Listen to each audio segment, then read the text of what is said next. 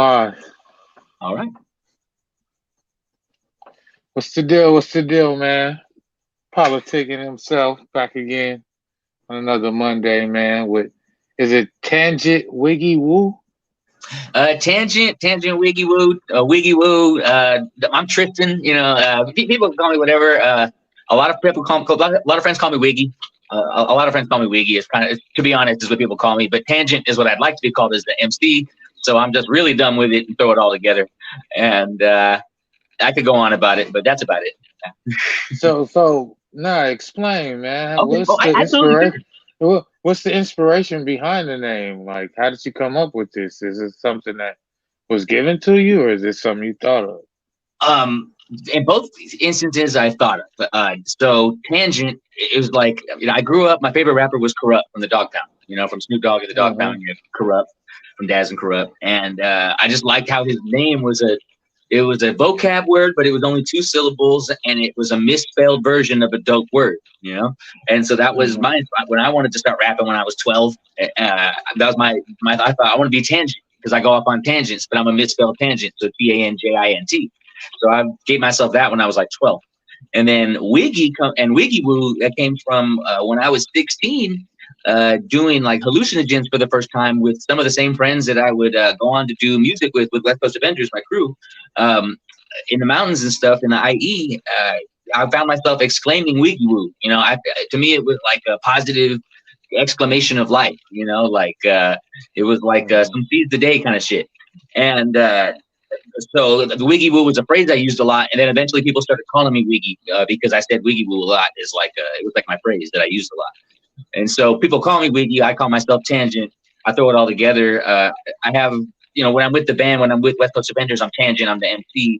Whereas like my music, where I'm like singing and playing piano and stuff like that, I kind of think more of that about as Wiggy. If that makes sense at all. Okay, so your crew, you said West Coast Avengers. How Yep. did you guys come up with that, man? So who does that consist of, and how did you join that crew? But West Coast Adventures at this point is myself, Tangent Wiggy Woo, my boy Sean, that's Mr. Sham, the beat maker Josh, Rasjosh, and our beat maker and MC multi instrumentalist Com Fix Up, and like opposite of nervous breakdown, Com Fix Up, and that's him. And the four of us came together in 2007 in Fontana because we would like get together and like jam on NPCs and rap and share comic books, Marvel comic books particularly, with each other. And we were like, we love Marvel comics and we love hip hop. Let's be West Coast Avengers. And we knew that there was graffiti crews and that there's other hip hop crews that have been West Coast Avengers at times. We were 20. It was 2007. We weren't really thinking it through, and we've just we have a lot of other names associated with us too, and our different aliases and stuff. But West Coast Avengers has always been the crew for us. We sometimes we say WCA 909 in our hashtags to kind of distinguish us from other West Coast Avengers. I feel it. I feel it. So it was a lot of attraction being gained as far as the San Bernardino circuit before all of this, COVID stuff happened, man. There was a lot of noise being made, a lot of events, a lot of artists, showcases, and then this COVID hit. So what has the circuit been like ever since COVID? Dude, even just you saying that, I'm so appreciative of hearing you saying that because I was thinking that too. We were popping before COVID. Thank you. And but since, honestly, I've been really impressed with people like yourself and other interview outlets that continue to do their thing, as well as the few people who are setting up shows, both social distance shows and shows where there's people in person.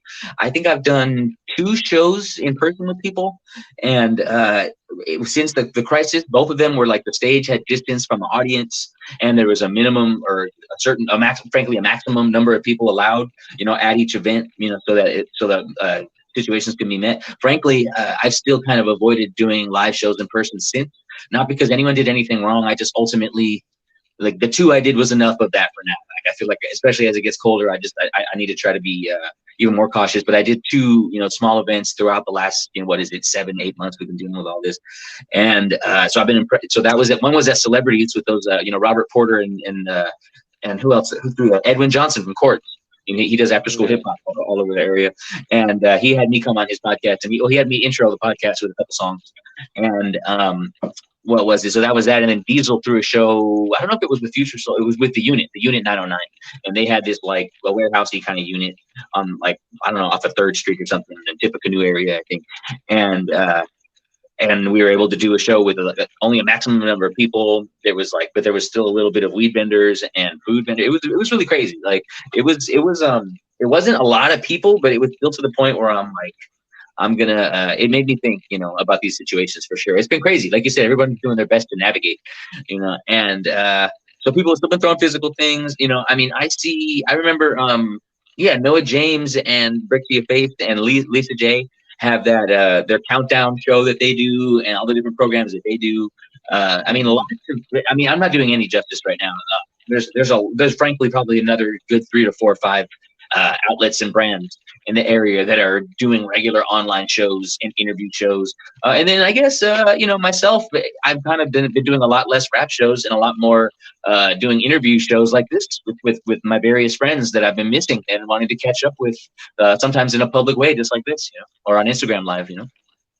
I feel it. I feel it. So, what would you say would be like the top three outlets as far as the San Bernardino circuit? Because I know Dang. you mentioned Brick to Your Face. They've been making noise for a while now. But which other ones do you say really was making noise before all this COVID stuff hit? You know, when the Vibe shut down, Phantom Threat and Gilead 7 opened up Sirius Cartoon in San Bernardino off of East Street, on the north side. Mhm. And Yeah. frankly, it's like, I feel bad saying this because it's just such a small place compared to the Vibe, but it has become to me, at least from my perspective, it heavily became the refuge for a lot those of us who didn't have places to do shows after the Vibe closed down, and after MP Life wasn't able to consistently get music venues going for Sunny Days and Vibes, which is shows I used to love a lot in 2015 to 2017, and so yeah, Serious Cartoons, records and tapes, they really, really stepped up and let people throw a lot of shows at really low cost. They heavily are involved in helping the documentary that I'm working on with Untapped Hip Hop. They help us with Yeah. that all the time. I mean, I can't stress enough. Actually, I need to do. What is this, November? I gotta write a blog piece about Christmas shopping at Serious Cartoons, because every year I want to do that. Highlight a few things, cool records they have lying around to show people, hey, come shop local, come shop at the local record store and support this business that gives so much back to us. So Serious Cartoons is one. They're not San Bernardino strictly, but Chamber of Ciphers. These young kids, dude. I mean, I think they have a diverse group of folks involved with them, but they have young kids involved with their stuff. And I mean, I'm so old. I mean, some of these young kids are 25. I guess that's a full-grown adult. But they're young cats, and they're doing really dope shows, dope music, the dope crews, even their social media and their graphic design, like their video work, like they're fantastic. And I see them as far as online, I see them in Redlands, I see them in Riverside. When I met a lot of them and saw them at Chamber of Cyphers and went to a Chamber of Cyphers event in February or March, it was in Riverside. They're so Chamber of Cyphers, Serious Cartoons, and Brick the Faith. I guess I could answer with that. That's cool. I'm familiar with serious cartoons. One of my boys artists, J.R. King 24, he did a show there at Serious Cartoons, and that was my first time there. Yeah. Future Soul also did an event there that I attended. So I've been to a few shows at Serious Cartoons, but I've never heard of these ciphers that you're mentioning. So I'm gonna So definitely go check them out, man. so That's why I asked. right. Go ahead. The Chamber of Ciphers, I mean, they had a real open. So how do I put this? The Chamber of Ciphers is basically, it's a party that's a show. They have out of state acts. They have a DJ. They have sound. They have a vegan chef, in the back.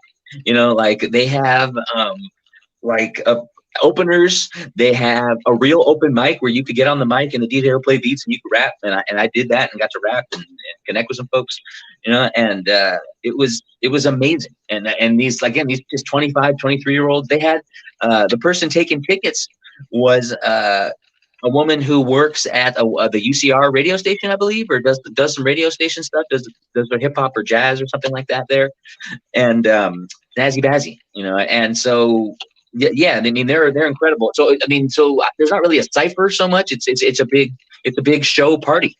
It's a big show party that these young adults in IE throw, and it blew me away when I went in February. And when they Yeah, resume, I mean, so you could check their music out now because right now they're not mhm. doing shows. You could check out Regano. He's Rigano, Regano, and he raps and he's dope. And then there's Shao Fist, Shao Fist. Those are two, like, to me, stand out. Honestly, it's not fair to the scene to their corner of the scene to say that, because I haven't seen. They're all really dope. A lot of them are really dope, but just those are two favorites of mine that stand out. Regano and Shaufis are people you could look up. They're part of Crew's International Waters and Foreign Native. Um, and they're kind of spelled in funky ways and abbreviated in different ways and stuff. And but Regano is spelled Rigano. Shaufist is Shao Fist. And you can check them in their music and their music videos out, and those guys blow me away. And I hope that they're going to resume doing shows. Absolutely, I hope they come back to do shows when it's time to do that again, when we can safely do that again. And so, with all the talent that that we see out here, why do you feel like no one has broken out of the Inland Empire yet? Because I feel like every time we right there, like something is finna happen, then this stuff happens. Something happens to knock us right back off. So, what do you think is gonna take for an artist to break out of the Inland Empire? Well, first I want to say I don't know if you've seen any clips of the documentary or the trailers that Untapped Hip Hop released Yeah, that we're yeah. working on. I interviewed them on my podcast a little over a year ago. So yeah, I'm familiar with the whole crew. Right, right, They're right. my boys. Right. Yeah. And so, what we've been discovering is that a lot of people have become really huge and done really huge things out of here. Lighter Shade of Brown, JJ Fad, Fingers, Sly Boogie, Dirty Birdie, Diamonique. What was it? I mean, lots of these artists have done huge things, have achieved massive goals. In addition to other people we see now, like Noah James, Triz, and I would even say these Chamber of Cypress kids. Some of the stuff that they're doing and some of the numbers that they're already racking up, and the level of quality of the work they're doing and the shows they're throwing, it's like audio push, Hit Boy. It's like the more we scratch the surface and dig in the garden, the more we're finding all these. The harvest has been reaped by many, and many folks have indeed made it. But you're absolutely right that it's still like not on the map as much as we could be. We're still overlooked more than we should be. And that there are barriers for artists in areas like this. I mean, it's an impoverished area. We have like a 15% poverty rate, like 1/6. And during the last recession, it was 30%. And so it's like we just got to the point where we have a 15% poverty rate. And so we are. People just have regular kitchen table problems here in a way that they don't as much in other major metropolitan cities that big hip hop and artists come from, and music artists come from. So it's like there's that. It's also, it's less because it's a more conservative part of California. It's less supported by the local government.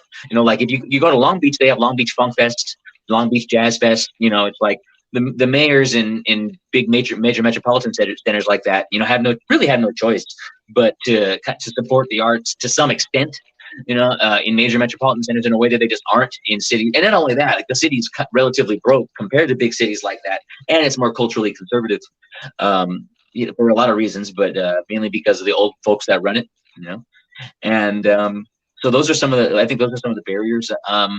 I don't buy the myths of that we hold each other back with our crab in a bucket culture fully. I think that is something that is true to all humans to some extent. I don't think that's especially true of the IE. I think that we do have that, but I don't think we have that more than other places. And I think, and if you would argue that we have it to more extent than other places, I think it's in relation to our economic issues. Not because there's something innately worse about people here or that's innately worse about our attitudes. But that's my thought about I mean, I agree with everything you said. Like it. Thanks. you hear, because I grew up in Pasadena, California, so I really I like that. grew up, but then I spent half my life in LA County, half my life in the Inland Empire. So a lot of the things that I grew up hearing about the Inland Empire, once I lived there, were you found to be false, or fabricated. So when you talk about that crab in a bucket mentality, that's what you hear from the outside looking in. But then when I've owned a business in downtown San Bernardino and I've seen these things firsthand, I've thrown these events myself firsthand. I see the camaraderie in the community that's behind it. That I think that San Bernardino, when all this clears, is poised to make some noise. You know, something's gonna happen. It's bound to happen. There's too many artists. There's too much going on, and people are all hungry. So once the world opens back up, the floodgates is gonna be flowing. You know what I mean? I agree. I agree, and this might be simple and unsatisfying of an answer, but I think it's just the reality is like I notice whatever happens to Los Angeles happens to the IE 10, 15, 20 years later, and then what happens to like the more down the mountain IE happens in the high desert, 5, 10 years, 15 years after that. In other words, like industrialization, globalization, the development, of all these areas continues, and that includes population growth, that includes transfer of wealth, and hopefully starting a business is only for the sake of people having resources with which to live and sustain their families. And in other words, we are absolutely blowing up. More population is here all the time. There's just more people here than there's ever been, and we're gonna continue to be. So when you have so many people here, it's just we're gonna keep doing city folk thing. It is gonna poised to make noise. I like that. I like how you said.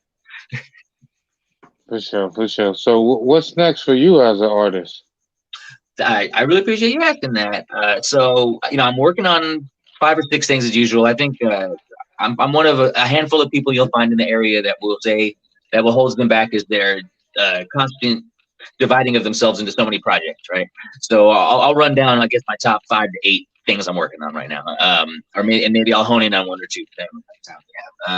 I'm working on the documentary with Untapped Hip Hop, so you can check out Untapped Hip Hop at on Instagram at UNTAPPED Untapped Hip Hop, and you can see a lot of the work that we're doing. They do a lot of stuff without me, obviously, but I work with them on the documentary on a regular basis. Or we're making a documentary about Inland Empire hip hop. We're actually supposed to have a big meeting about it this week. I'm excited to get to the next stage of this project. But thus far, we've collected tons of interviews from lots of awesome artists all over the IE, from folks as huge as Fingers and ODM from Lighter Shade of Brown, to folks as local and around the block to you as the folks that you can catch at Serious Cartoons, and the people I came up doing shows with, Sunny Days and Vibes. We're trying to catch a lot of different corners of the community, and we still have work to do. And so that's a really big one that I'm proud of to be involved in and excited to be involved in.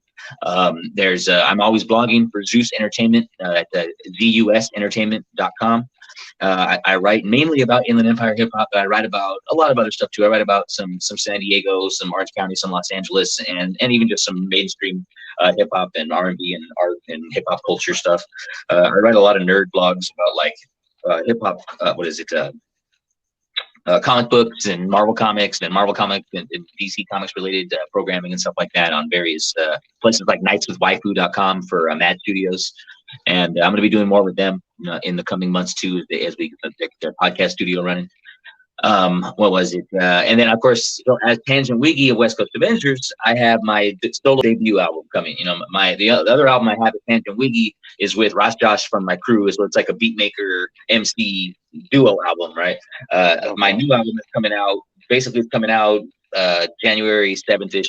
Probably the first Friday of January on Bandcamp Friday or something like that. In early January, I'm going to drop my solo debut. And I have a video and a single coming with that. The 2 video singles I've dropped this year are from this album. So those 2, Quaint and May 5th, that you can catch on the West Coast Avengers YouTube page. Those are the first 2 video singles from this same album that I'm promoting. That album is called. I've only said this a few places. I haven't written it anywhere. It's not posted anywhere. But anyone follows me on interviews is welcome to know this. I tell people in person, the album's called "You Young for a Long Time." It's kind of about my transition from my 20s to my 30s, and it's my most personal project so far. There's songs about my partner. There's songs about my brother. Songs about my choices in my professional life. There's songs about my dad who passed away. There's songs about the IE, so it's like much more personal record. To be honest, it's what I felt like I wanted from my friends that were so supportive of my last projects. I felt like they really wanted something personal from me. And as someone who has the kind of like poetry education background that I do, that was really appealing to me to do a more poetic, personal kind of project. And so people could expect some of that. Only a few collabs with folks like Fat Finger, rest in peace. Notice Young, the homie Diesel, 5K1 is helping me finalize it right now. So I'm really excited about that. It's an LP. A lot to say about it, but I feel like I've said enough about it for now. You can catch me and my crew at westcoastavengers.com. I'm at Tanjint Wiggy on most stuff. I'm at Tanjint on just like that, Tanjint on Twitter, and Tanjint Wiggy on Instagram. And westcoastavengers.com is where you can catch Guardians of the IE, West Coast Avengers, and a bunch of the links to our projects and our sub projects and side projects and all that. Dang, man, you busy? You a busy man. I don't know how you keep up. That was probably. I mean, there's more, but those are the things I'm actually actively working on. So, with all the people you've encountered throughout this career of yours, what would you say was the best advice that you received? The best what I received? Advice. Oh, in this community, dang, it's hard. That's an amazing question. Dang, I would say, who was an OG to me in this shit? It's funny. Like Noah James and MC Life are almost like an angel and devil on a shoulder kind of thing. Because Noah James is that dude who will be like, be positive and uplift and rep your community with honor and uplift folks. And like, I love that. I feel that. I feel like people like him, Cam Gnarly, Norik, just to name three off top. But I mean, frankly, those are guys we talk about it a lot in their music, and I love that they have that message, and I try to have that message too. But even folks who don't always say that shit, but do it all the time, like Phantom Threat, he doesn't always say that, but he totally lives that, too. So it's like there's the angel side. So it's like Noah James's positive uplift advice is great. But on the flip side, the homie MC Light, who used to throw the Sunny Days and Vibes and still has the Sunny Days and Vibes brand and does Sunny Days and Vibes events and related programming and cannabis related stuff, from time to time. He would say, like, don't be afraid to be selfish and look out for yourself too. And you can't give everybody everything all the time, because I'm definitely somebody who likes to say yes. I like to say yes, and I like to engage with people and meet people and socialize. I like people a lot, and I like people in the IE especially, and so it's hard for me to say no. It's hard for me to budget my time, and that's why I've been working on this album for 4 years and this documentary for 2.5 years. Maybe I don't know. I'm spilling my guts here, Doc, but maybe I should, cut a few things out and focus on something for 6 months and finish something. Nah, man, it'll all work out in the end, man. You got to see the end game. Yeah, I am ultimately optimistic too, and I really do feel like my album's about to be done in a week. The videos are just about done; they're filmed. I feel good about the album. I feel good about the meeting we're going to have this week about the documentary and getting into our next gear, our next phase. And ultimately, let me even say this: the community of the Inland Empire has been immensely supportive and helpful with the documentary, and part of what this meeting is going to be about is how we can harness that best too. It's like people are willing to help us and ready to help us in ways that we haven't even been ready to harness, and so it's like we need to figure out how, okay, look, people are eager to help us and give us footage and sit down for interviews. We only have so many days in a month to work on it because most of us work regular jobs too, out of necessity, and so we got to figure stuff out, but it's going to be good. It's going to be good. Yeah, I think my boy M16, he was on the documentary. He was telling me about it. That's how I first caught wind of it. So y'all been at it for a while now. M16, he's doing his shit right now too, with his whole COD brand. He's been killing it with the music videos, with the promos, getting the blog features. He got his whole campaign going crazy right now. So he Is he on his shit. is he the rare fat player? The little chubby bald head. No. On Twitter, is his at rare fat player? Nah, it's M16 the Great. M16 the Great. Okay, okay, word. Yeah, check. I met him. I don't know if I've met him, but I've seen him. I've heard songs of his, and I saw footage of him on the documentary. I don't think I conducted his interview, but I think it was done at Sirius Cartoon. And I remember everybody really enjoying it, thinking his interview was particularly funny. And so I'm sure. Yeah. Yeah, that's crazy, crazy. So, given that advice that you received, a artist coming up right now in the circuit, what would the advice you would give to a new artist? Just starting off. You know, I'll give you the what I would have said like 2 years ago and what I would want to say today. So what I would have said like 2 years ago is like reach out to everybody, engage with everybody. And maybe in half of this I still mean like hardcore, like show up to other people's events and shows and programs and show up and support and if you can buy stuff off the vendors and brands involved, and maybe that's the real advice. That's the real advice. First, before you go around asking for stuff as an artist coming up in the community, show up to the stuff that's already there.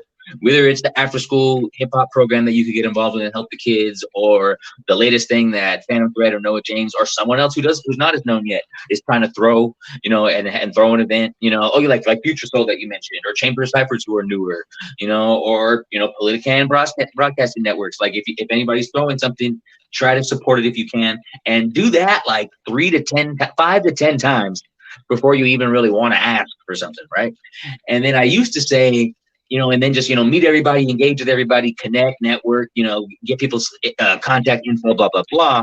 But now I would more say, like, if your point is artist output, if you're not like me who's doing 10 things like hip hop, blogging, documentary, the rapping, et cetera, et cetera. If your whole thing is like I'm rapping, or I'm singing, I'm doing music, I'm making beats, like if that's your whole thing is the artist output, then stack up a catalog.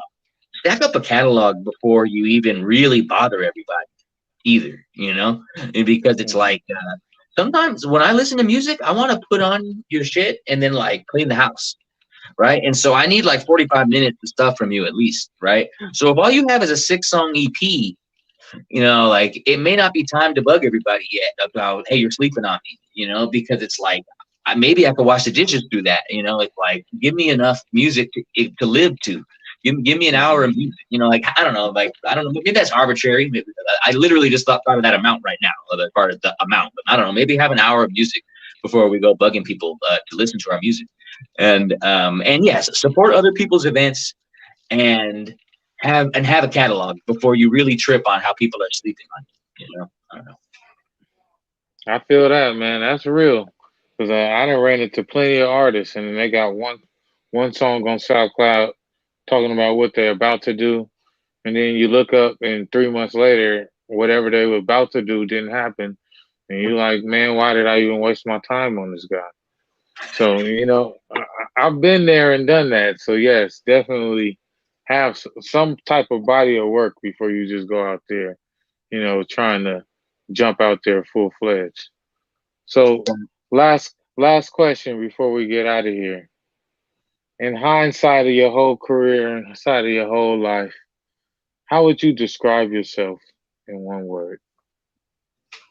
Writer. That Yeah, came quick.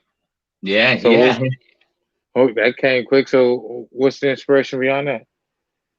I mean, the writing is behind everything I do. Whether it's rapping, whether it's the hip hop journalism, whether it's the my education in poetry, the politics, blogging, and interviewing, and union organizing I do, my work at work. Everything I'm doing is writing. And I'm proud of it. And I'm happy about it, and I feel blessed. And grateful to have facility, and to have the facility with writing and to have the outlet of writing. I mean, I agree with that wholeheartedly, man. I'm over here starting we have a Roku channel and a Apple TV channel We're opening up a studio in Riverside, so we got an internet radio station. So I'm making I'm a broadcasting company, so we have licensing to play music. So I want to create an internet radio station where artists can actually get their music played. So I'm in the works of building that out in the Riverside. I already got the location and everything. We just about 2, 3 weeks away from having that fully built. And but I'm a journalist by trade, so that's what I do. Before all of this, I had closed down my studio and I was going full fledged into my journalism, and then all my dates got wiped away because of COVID, man. So now I'm back. Got my stuff out of storage, got a new location, Riverside Studios, and located in Riverside, California. We've been in there for about a month and a half, getting everything up and running. But man, writing is the origin of all of this for me. Podcasting was something that I just did because I wrote a book that I wanted to sell. I was cold turkey on the internet, so I was like, you know what, I'm going to start a podcast to gain some traction before I release my debut, book. So all of this kind of just came from me trying to get back out there, and there was no platform, so I created my own platform. So now we got the Roku TV channel. So this is live on the TV, on Apple TV, on Roku TV as we speak. The audio will be repurposed on PolitiKan Radio. So this will be spinning on the internet radio station tomorrow. Audio will be on all major platforms as far as podcasts tomorrow. So I'm just trying to build up a venue and trying to work with as many people as I can as far as getting people's stuff out there because there is no, like main outlet where you can really reach, the masses in the Inland Empire. And I think that that's the only piece of the puzzle that's missing. All the talent is here. All the companies are out here doing the work. We just need a way to get it out to the world, man. So that's what I'm here for. It's just assist and put my platforms forward, man. So yeah, whenever that album come, man, I definitely get you up in a radio station, get you some spins, your Oh, music man. videos, your music videos. We got a 24/7 live stream on Apple TV and Roku. So we got content streaming 24/7. So we do have like a 2 hour block daily that we do music videos. So whenever you want to submit, we're finna run the whole campaign. I just been trying to get everything together, man. Oh my We've been goodness. working hard. You already have that daily stream going? It's already there. Go to the website, politicanbroadcastingnetworks.com. It's All right. live right now. You can Right, check right, out everything. The podcasts are out on all major platforms. The YouTube is up. You can download the Roku channel if you have a Roku TV or application. right. Enter Politicking. You can download the app. And also, we got the Apple TV. You can download the app on your phone, on your TV, on any device that supports Apple TV. Awesome. Thank you so much, man. I was Yes, sir. Yes, sir. at the risk of stretching myself even further thin. I'm like, yeah, send me any way that I could support what you're doing because that sounds amazing. If you got GoFundMe links, I'll share them. And I'll donate. Yeah, Like I would love to help out. for sure, for sure. Well, all right, man. We gonna get up out of here. I got dogs barking everywhere. Yeah, This sucks, being at home, but I'm used to it now, so I don't even flinch no more. This dude, is just life. it was great meeting you, man. Thank you so much. I appreciate it. For sure, bro. I'm gonna tap in, man. We gotta get you out in the studio, maybe get in studio performance and all that. I would love that. But let's figure something out, man. Heck All yeah, right, I'll make man. We plans. out of here. All We right, out of later. here, man. Check it out. Hey, check out the blog, man. ThePoliticandForum.com. Check out Ooh, Politic and Broadcasting Networks. Um, Download that Roku app. Download that Apple TV app. Politic and Radio now streaming on the website. Go check that out and hit us up on Instagram, man. We out here.